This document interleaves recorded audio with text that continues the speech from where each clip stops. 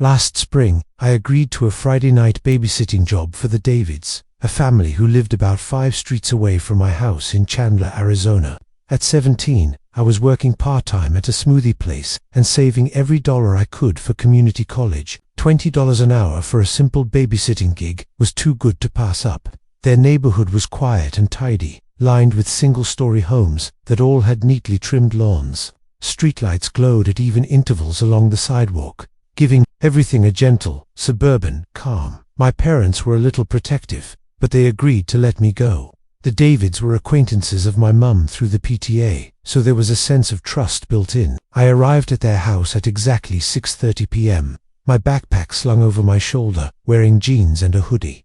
Mrs. David met me at the door, warm and friendly, ushering me inside. She walked me through the alarm panel by the front door, recited the Wi-Fi password, and pointed out the list of emergency numbers stuck to the fridge with a magnet shaped like a smiling sun. She had already tucked 4-year-old Sybil and 6-year-old Tyler into their pajamas, but she still guided me upstairs to peek in on them. Both kids were bouncing around on their beds, too excited for the novelty of having a sitter to sleep just yet. Mr. David appeared from the hallway, reminding me with a smile that bedtime was 8:30 sharp. Downstairs, Mrs. David showed me the leftovers she'd left in the fridge: chicken nuggets and carrot sticks in a container with foil over the top. The Davids were heading downtown to a charity dinner.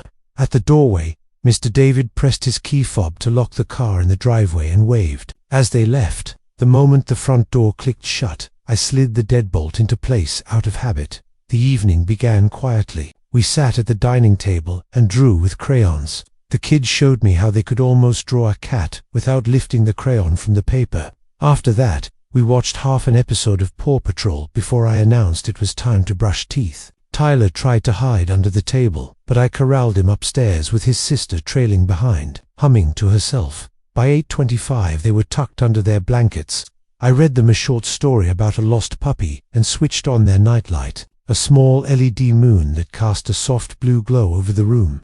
The moon's light painted gentle shadows across the walls. The kids' breathing slowed and evened out within minutes. Back downstairs, I sent my mum a quick text, letting her know I had everything under control. I spread my biology flashcards across the kitchen island and poured myself a glass of cold soda. The hum of the refrigerator and the faint ticking of the wall clock filled the otherwise quiet house. At 9:15, the doorbell rang. I froze, the glass halfway to my lips. The Davids hadn't mentioned anyone might stop by. Setting the glass down, I walked slowly toward the door, my socks silent on the tile. The doorbell camera gave a small chime as I approached, and I looked through the peephole. A man stood there, late 30s, maybe early 40s, grey hoodie, dark jeans, running shoes. He had short, light brown hair and a neatly trimmed beard. In his hand, he held a keyring that he turned over slowly, letting the keys catch the porch light.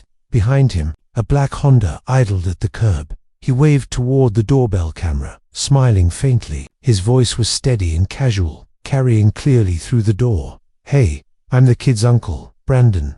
I forgot my keys earlier. Need to grab something from the upstairs bedroom." Something in my gut knotted tight. The Davids had never mentioned a brother or uncle. I kept my voice neutral, speaking through the door. "The parents didn't tell me anyone was coming by." "That's on me," he replied without hesitation. "I told my sister I had the spare. Look, Sybil asked for her purple blanket earlier, right? She always wants it when she's tired. And Tyler had mac and cheese before changing into his dinosaur pajamas. I know their routine." My stomach turned over. He was correct, exactly correct. I stepped back from the door and pulled out my phone, opening the baby monitor app. Both kids were asleep in their beds, the blue glow of the nightlight in the corner of the screen. I tapped over to the security camera feed on the David's tablet by the living room wall. The man was still standing there, hands visible, but there was a stillness to the way he held himself, like he was waiting for something. I called Mrs. David. No answer. I tried Mr. David, but the call went straight to voicemail. I hovered over the number 4911, my finger tense. I hesitated. In Arizona, false alarm calls can result in fines, and the thought of explaining to officers that it might just be an uncle made me pause. A text notification appeared. "Mrs. David, sorry, the banquet is loud. Everything okay?" I typed quickly. Man here says he's Brandon, your brother. Needs in. Her typing bubbles appeared almost immediately, then disappeared. They came back again, paused, then her reply appeared. We don't have a brother. Call the police now. My breath caught. My hands shook as I dialed 911 and explained the situation. The dispatcher's tone sharpened when I told her there were 2 children upstairs. She assured me officers were en route and told me to stay. On the line from the hallway, I heard a soft knock at the front door. The man's voice was still calm. I really need that blanket. Promise I'll be 2 minutes. I didn't respond. The door camera showed him standing still for 10 seconds before stepping toward the front window. He cupped his hands against the glass, peering in. I ducked out of view and turned off the kitchen and hallway lights. The house plunged into darkness, lit only by the glow of my phone. Through the camera feed, I watched him turn toward the side of the house. The motion sensor light in the backyard blinked on, then off. The dispatcher's voice came through my phone. Units are 3 minutes out. Stay indoors and keep all doors locked. I crept to the back patio door, checking the lock. Still secure. The curtain swayed slightly as if it had been moved earlier. Then the quiet settled in. Too quiet. Even the refrigerator hum seemed to fade away. Faint red and blue lights began to flicker across the blinds. I stayed in the hallway until an officer called out from the porch, giving his badge number. Only then did I open the door. They searched the yard and street. The black Honda was gone. Tire tracks angled away toward the main road. The officers took my statement, their faces grim. Mr. and Mrs. David arrived minutes later, pale and shaken. Mrs. David hugged me so tightly I could feel her heartbeat against mine. She kept thanking me for keeping the children safe. Later, after the police left, I couldn't stop replaying his words in my head. How had he known about the blanket, the pajamas, the dinner? The Davids later found a window in the downstairs bathroom that had a small gap near the lock. It might have been enough for him to slide something in and open it. Maybe he had done it before I arrived, listening from inside or from the yard. Detectives followed up a week later. They told me similar men had been reported near elementary schools, hanging back and listening to conversations. They'd used bits of overheard details to make themselves sound like family.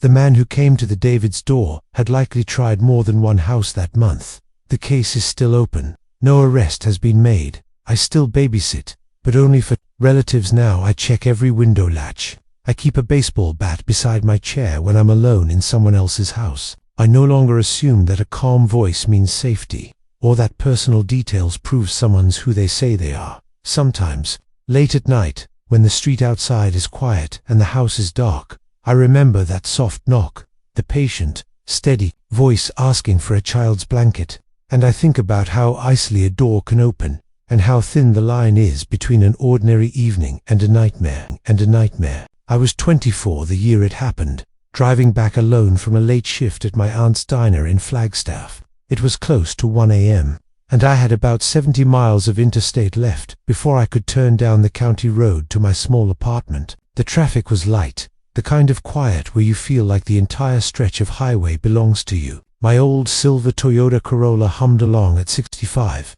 the dashboard lights glowing dim green. The desert night was clear and dry. In my high beams, I could see the edges of scrub brush and the occasional road sign flicking by. Somewhere between the hum of the tires and the low static of the radio, I began to relax into that late-night driving trance. The gas needle was just above a quarter tank. I debated pushing on to make it home, but I knew there was a rest stop at mile marker 84, and it had a 24-hour pump. My bladder also reminded me that I'd had 3 large coffees during my shift, as the mile markers counted down. The highway curved toward a flat expanse where a cluster of orange sodium lights glowed faintly in the distance. A green reflective, Sinapia restare menos mile. I pulled into the exit lane, following the curve toward the lit parking lot. The rest stop was small, maybe 20 parking spaces total, with a single cinderblock restroom building in the center, one side for women, one side for men, and a pair of vending machines humming under a flickering light. There were only 2 other vehicles in the lot, a long-haul semi with its cabin dark, and a dark red minivan parked near the far edge. Engine OFFI parked a few spaces from the restroom entrance, under one of the tall lamps. The air outside was cool and smelled faintly of dust and gasoline. Inside the women's restroom, the fluorescent lights buzzed overhead. One of the stalls was closed, the others open. I stepped into the second stall, locked the door, and set my phone on the toilet paper dispenser. The sound of my own breathing echoed slightly against the tile walls. About halfway through, I heard the restroom door creak open. Footsteps came in, slow, deliberate, and heavier than what I'd expect from a woman. They stopped near the sinks. The air felt thicker somehow. I stayed silent, waiting to hear another sound. After a long pause, the footsteps moved to the first stall, stopping just outside it. The metal latch rattled slightly, like someone testing it. Then the second stall door, mine, received the same soft, testing push. I froze, my hand gripping my phone. The stall lock held, but the pressure was firm enough to let me know the person wasn't just brushing past. A low voice, male, spoke just above a whisper.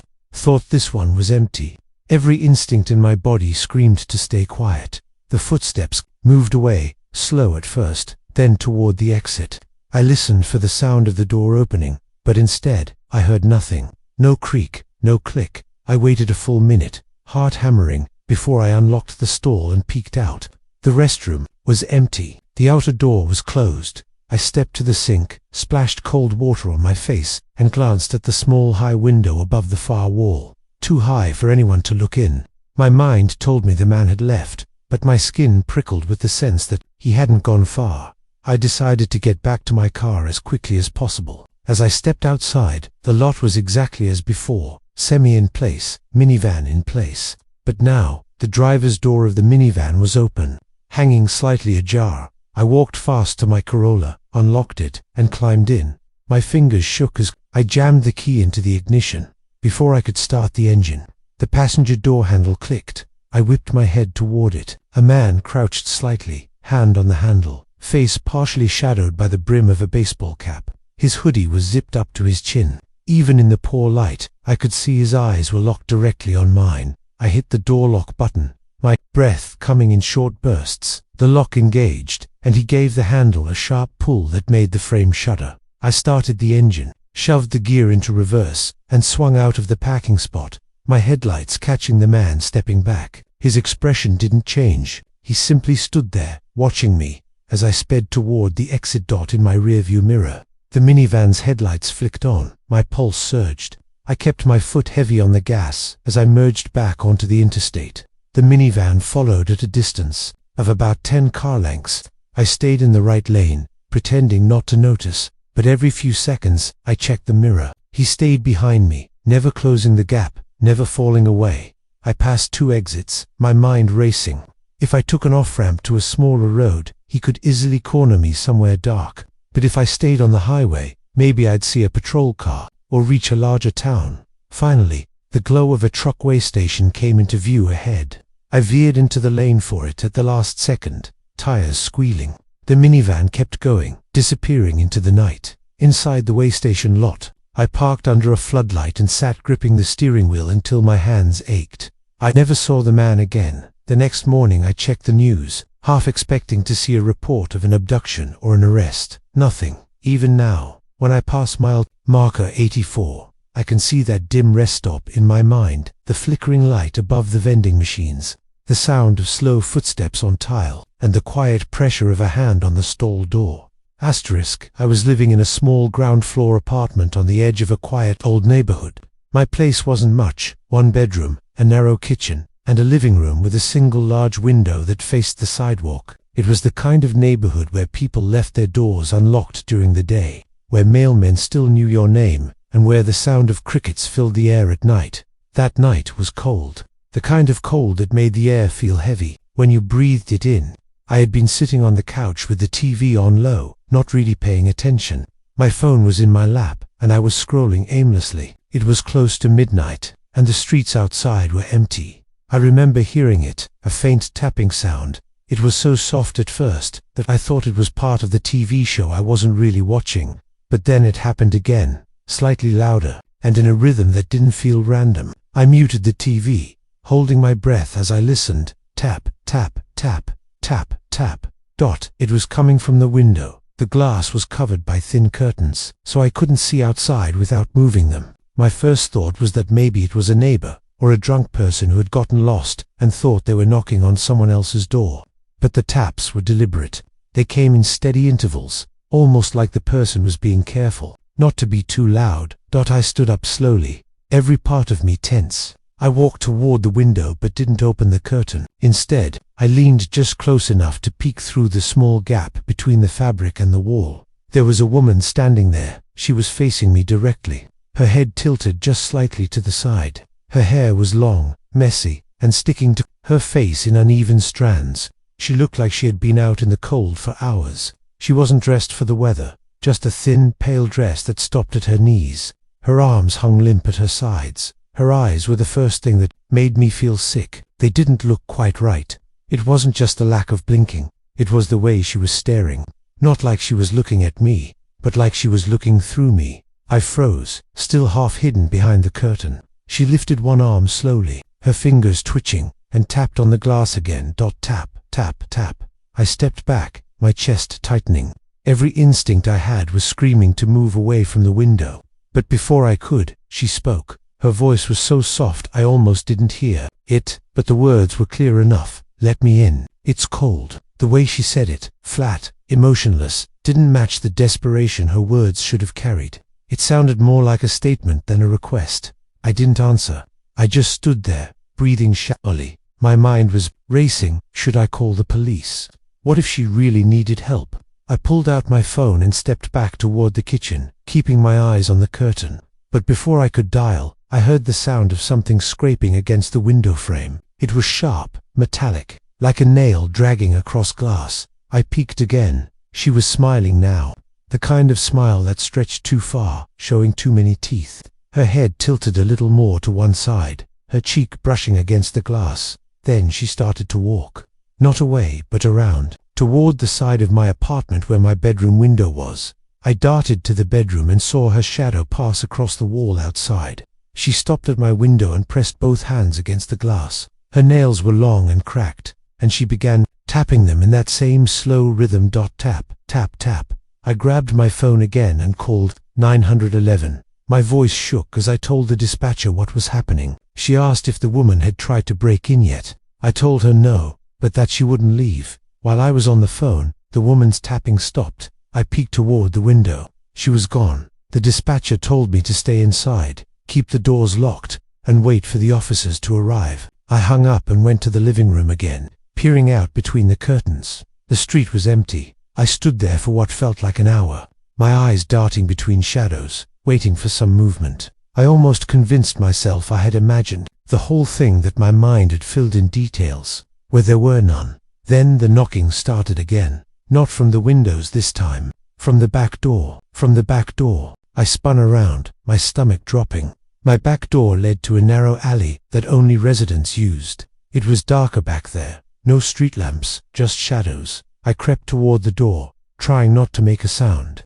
There was no peephole, just a small frosted glass panel near the top.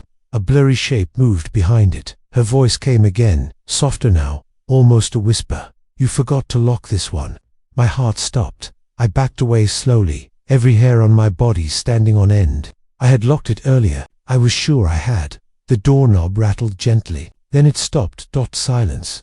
By the time the police arrived, she was gone. They searched the area but found nothing. No footprints in the frost. No sign anyone had been there. That night, I moved a heavy dresser in front of the back door. I kept every light on until morning. For weeks after, I couldn't walk past a window without feeling her eyes on me. Sometimes, even now, I think I hear it again in the dead of night. Tap, tap, tap. Asterisk. I grew up in a rural town in northern Michigan, the kind of place where you could drive for miles without seeing another house, and where the night could swallow you whole if you stepped away from the porch light. My family owned a modest two-story farmhouse that had been in our family for generations, surrounded by acres of fields and thick woods. It was quiet, uneventful, and safe, or at least, that's what we thought. Across the southern field, about half a mile from our house, there was another home. It was large and old, with peeling white paint, broken shutters, and a roof that sagged in the middle like the spine of something too old to hold itself up. I used to imagine it as a sleeping animal, lying in the weeds. People said it had been abandoned since the late 70s, though I never really believed it was empty. Sometimes at night, you could see a light flickering in one of the upstairs windows, like the weak glow of a candle dot. My dad always dismissed it. Probably teenagers messing around, he'd say, but there was something about that light. It didn't move like a flashlight, and it didn't glow like a bulb. It pulsed, slow and steady, almost like it was breathing. One summer evening when I was about 15, I decided to walk across the field and get a closer look. The sky was fading into a bruised purple, and the air was thick with the sound of crickets. The grass came up to my waist, and every step sent a rush of dry whispers around my legs. As I got closer to the house, the air felt colder. The smell changed to damp wood, old earth, something faintly metallic. The windows were dark, except for the upstairs right one, where the light glowed faintly. I couldn't make out much detail from the ground, but I noticed that the glass seemed oddly warped, almost like it had melted slightly. I walked around to the front steps, which groaned under my weight. The door was shut, its paint blistered and curling. Something in me wanted to knock, just to see what would happen, but my hands wouldn't move. My chest felt heavy. Then I heard it, soft, deliberate footsteps upstairs, not the random scurry of an animal, but the slow tread of someone walking from one end of the room to the other. I froze, straining to hear. The steps paused, and I imagined someone standing directly above me, listening just as intently. I backed down the steps, trying to keep my movements quiet. When I looked back up at the lit window, the shape of a figure was standing there, tall, narrow, and unnaturally still. Its head was tilted slightly to the side, as if it was curious about me. I couldn't see its face, but I could feel its attention. Like heat pressing against my skin, I ran. I tore through the field, the grass lashing at my arms, the sound of my own breath ragged in my ears. When I reached the porch of my house, I dared to look back. The upstairs light in the old house had gone out. That night, I couldn't sleep. Every creak of the farmhouse sounded too close. At some point, I got up and looked out my bedroom window, toward the southern field. The old house sat in the moonlight, quiet and still. Then, slowly, the upstairs window filled with that same dim glow. Over the next few weeks, I avoided that side of the property, but the light kept appearing. Sometimes it was there when I woke up in the middle of the night, and sometimes I'd catch it just before dawn, fading as the sky turned gray. My dad never saw it, or maybe he pretended not to. One night, about a month later, I woke to a tapping sound. It was faint at first, irregular, like a branch brushing against the siding. Then it became sharper, more insistent. I sat up, and my stomach dropped. The sound was coming from my bedroom window, the one facing the southern field. I pulled back the curtain just an inch. At first, I didn't see anything. Then my eyes adjusted. Someone was standing in the yard, far out near the edge of the field, facing the house. Even from that distance, I could tell it wasn't right. The figure was tall and thin, its posture rigid. Its head was tilted to the same side as the shadow I'd seen in the upstairs window of the abandoned house. The tapping continued. I realized with a cold, creeping dread that it wasn't coming from outside. It was behind me. I turned, slow as I could, and saw the reflection in the glass, not of my own room, but of the warped upstairs window from across the field. The light flickered behind it, and in that warped pane, the figure's face was inches from mine. Its skin was pale, stretched too tight, with deep shadows where the eyes should have been. Its mouth was moving, but no sound came out. I stumbled back, hitting the dresser. When I looked again, my window showed only the night outside, empty and still. The tapping had stopped. The next morning, I convinced my dad to drive me into town for supplies we didn't really need. On the way, we passed the southern field, and I looked for the old house. It was gone. Not collapsed, not burned, just gone. In its place was a patch of dead, flattened grass, as if something heavy had been there and then lifted away. I never saw the light again after that, but sometimes, when I'm lying in bed at night, I'll hear that faint, deliberate tapping, and I can't bring myself to turn and look. I have driven through the Mojave Desert more times than I can count, but this night burned itself into my memory like a brand. My girlfriend, Carla, and I had been visiting her sister in Los Angeles for the weekend, and we were heading back to Phoenix. We left later than we should have because we lost track of time at dinner. By the time we got on the road, it was close to 11:30 p.m. If you've ever driven the desert highways at night, you know how quickly the light disappears and how complete the darkness can feel. Out there, away from city glow, the sky swallows you. Even the moonlight gets lost in the black. The road ahead of you becomes an endless ribbon of faded yellow lines, flanked on both sides by emptiness. Carla had fallen asleep about an hour into the drive, her head tilted against the passenger side window. I kept my eyes on the road, drinking from a lukewarm bottle of coffee and listening to the faint hum of the tires.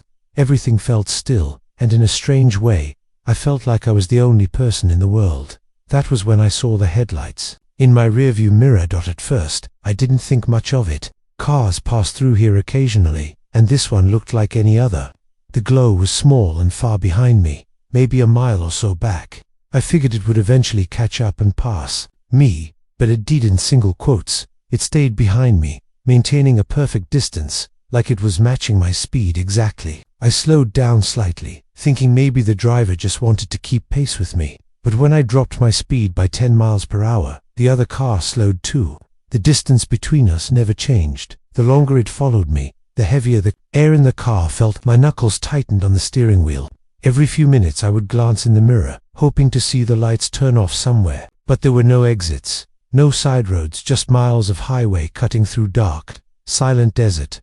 After about 20 minutes, the car's headlights seemed to grow brighter, not like they were turning on high beams, but as if the car was inching closer. My pulse started to climb.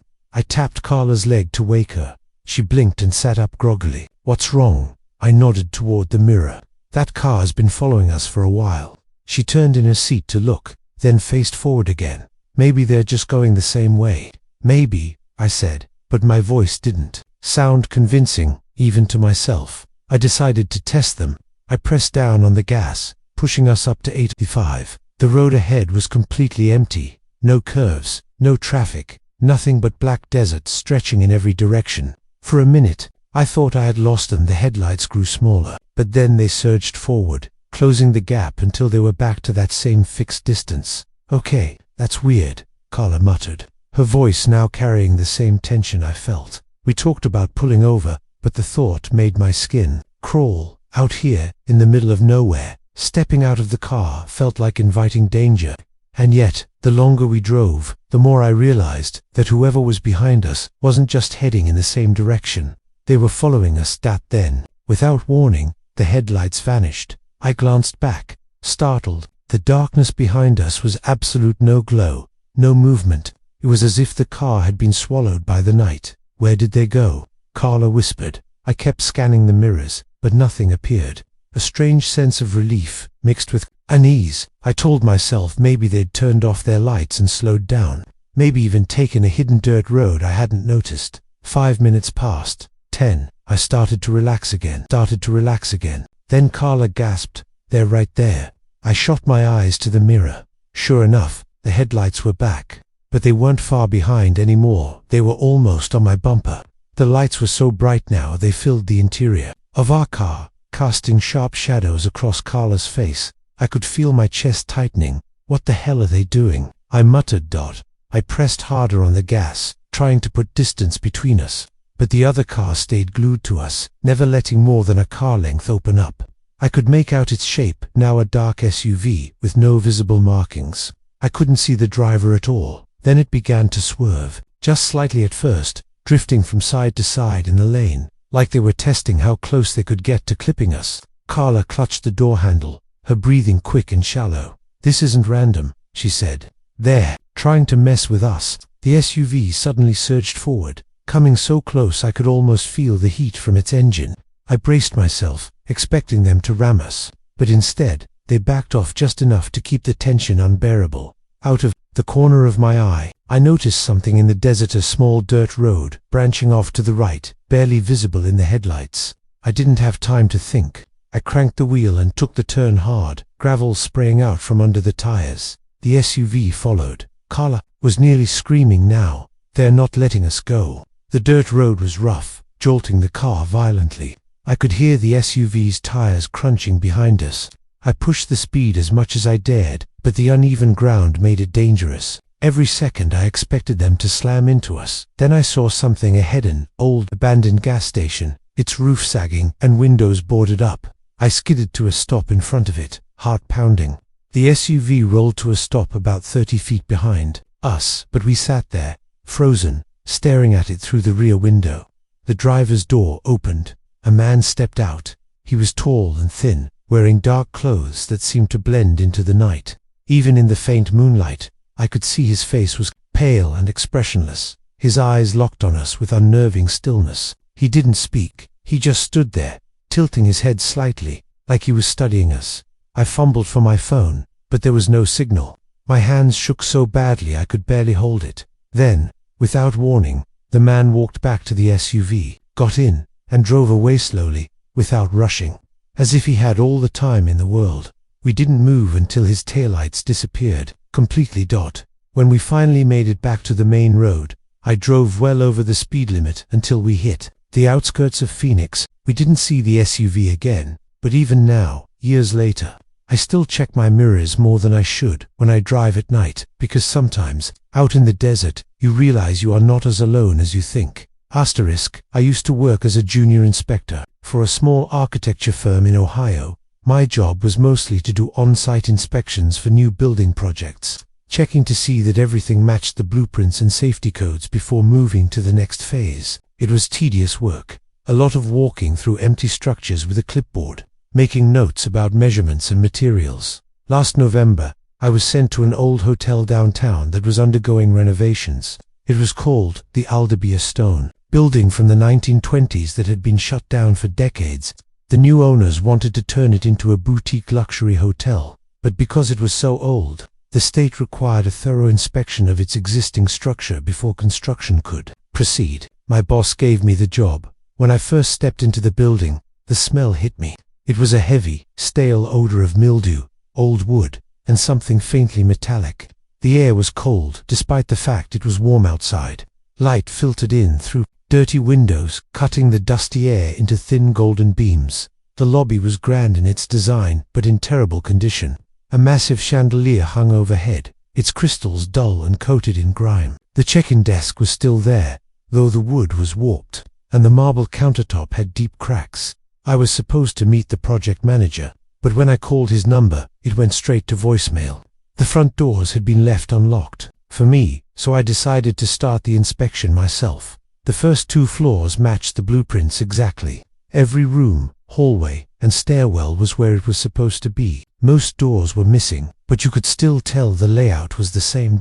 It was when I reached the 4th floor that things changed. According to the blueprints, the 4th floor had a long central hallway with rooms evenly spaced on either side. But as I moved down the hallway with my clipboard, counting the doorways, I noticed that the numbering skipped from room 408 to room 410, where room 409 should have been.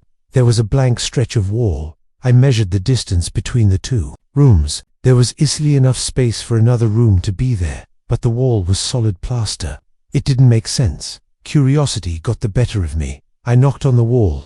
The sound was hollow, which was strange because the walls in the rest of the building were thick and solid. It felt like knocking on drywall, even though this place hadn't been renovated yet.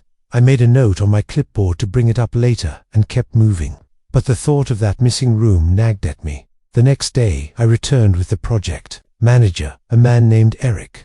I told him about the missing room 409. He frowned and looked at the blueprints with me. "There's no room 409, he said. "Never was. Look, it goes 408, 410. That's what the paper says." I replied, "But there's clearly enough space for another room there, and the wall sounds hollow." Eric didn't seem interested. He was in a rush, so he brushed it off, saying maybe it was just extra support space or an error in the original construction. But the thing was, old buildings like this didn't usually waste that much space. That night, I went back alone. I know it was against protocol, but I couldn't stop thinking about it. I brought a small flashlight, some basic tools, and my phone. When I reached the 4th floor, the air felt noticeably colder than the rest of the building. My footsteps echoed strangely, as if the hallway was longer than it should have been. I stopped in front of the wall where room 409 should have been and ran my fingers along it. The paint was bubbled and peeling, and I could see faint seams, as if the wall had been put up quickly. I decided to test it. I used a screwdriver to pry away some of the old plaster beneath it. There was newer drywall that confirmed it. Someone had sealed off this space. I made a small hole just big enough to shine my flashlight through. The beam revealed darkness, but I could see the faint outline of furniture. My heart pounded. This wasn't a storage closet. It was a room. I worked at the wall for nearly 20 minutes, widening the hole until I could squeeze through. When I stepped inside, I was hit with an icy draft that didn't seem to come from anywhere. The room looked untouched for decades. The wallpaper was an ugly green pattern, peeling in long strips. There was a small bed in the corner with a thin, stained mattress. A wooden dresser stood against the wall, its mirror cracked. The air was thick and smelled faintly of rot. But the strangest thing was the carpet. It had a dark, irregular stain in the middle of the room, about the size of a person lying down. I moved closer to the dresser. On top of it, there was an old, rotary phone. The cord was severed, but as I reached for it, I thought I heard the faint sound of a dial tone. I froze and held my breath. The sound was gone.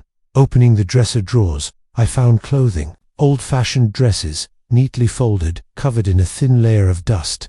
In one drawer there was a small leather-bound diary. I flipped it open. The handwriting was neat, feminine, and dated from 1954. The entries were unsettling. January 12th. I hear them again in the hallway at night. They knock on my door, but when I open it, no one is there. January 15th. They tell me I cannot leave the room. They say it is for my own safety, but the door has no lock from the inside. January 20th. The knocking won't stop.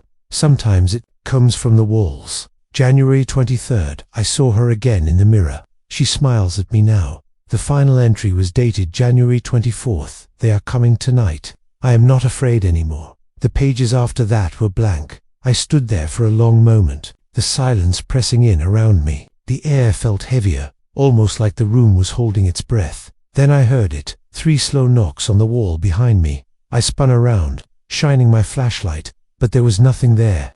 The knocks came again, louder this time. From the wall near the bed. Something in me screamed to get out. I shoved the diary into my bag and climbed back through the hole in the wall. I didn't stop moving until I was outside in the cold night air. The next morning, I showed Eric the diary and told him everything. He stared at me for a long time, then told me not to mention it to anyone. We're sealing that wall back up. Today, he said, forget you ever saw it. When I returned a week later for another inspection, the wall was smooth again. Room 409 didn't exist anymore, but I still have the diary. And sometimes, when I read it at night, I swear I hear faint knocking from the walls of my apartment. I grew up in rural Oklahoma, on a property my grandfather left me after he passed away. It was quiet out there, too quiet sometimes. The kind of quiet where you could hear the wind moving through the wheat fields like it was whispering. The old barn sat about 100 yards from the house.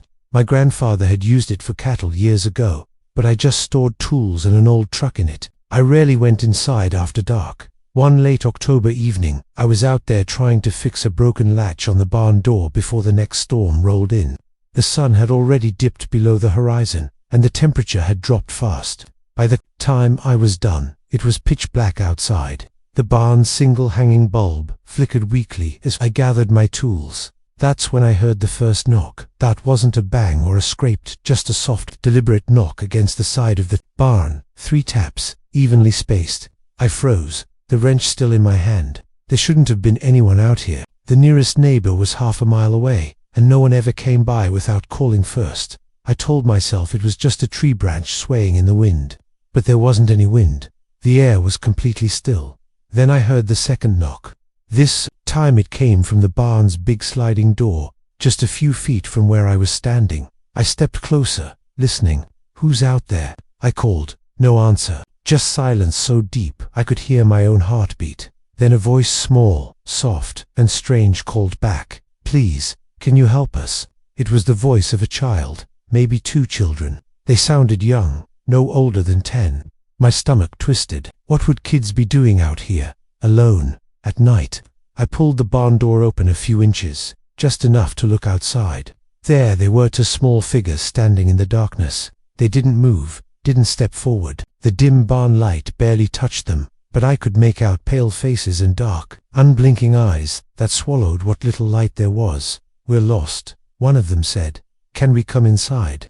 Every instinct in me screamed to close the door, but there was something in there, tone flat, rehearsed, that rooted me in place. Their skin was so pale it almost looked grey, and those eyes, they weren't just dark, they were completely black, like holes where eyes should be. "You need to go home," I said, forcing my voice to stay steady. They didn't react. They just stood there, their heads tilting slightly in unison, like they were studying me.